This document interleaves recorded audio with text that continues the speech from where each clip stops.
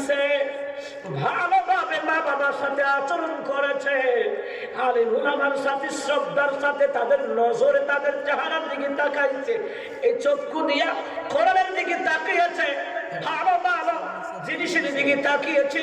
মালাকুল মউত রে, তুমি এই দিক দিয়ে আসো না, অন্যদিকে চলে যাও, অন্যদিকে চলে যাও।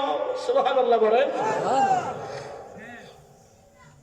মাথার কাজ দিয়ে আসবে, এই মাথার কাজ দিয়ে রুহ নিচে আসবে, মাথার জবানটা খুলে যাবে, মাথা বলবে মালাকুল মউত রে, তুই জানিস না, আমার মাওলা জানে এই বান্দা মাথা দিয়ে মাজারে সেজদা দেয় নাই, পীরকে সেজদা দেয় নাই, এই মাথা দিয়ে বান্দা আল্লাহকে ছাড়া অন্য কাউকে সেজদা দেয় নাই, এই মাথা দিয়ে বান্দা আল্লাহকে সেজদা দিয়েছে।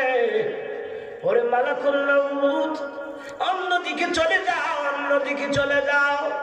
এই মালাকুল মউত আসবে মুখের কাজ দিয়া, মুখ কথা বলবে মালাকুল মউতের সাথে, বলবে মালাকুল মউত রে, এই জবান দিয়ে বান্দা আল্লাহর জিকির করতো, নবীর নামে দুরূদ পড়তো, এই বান্দা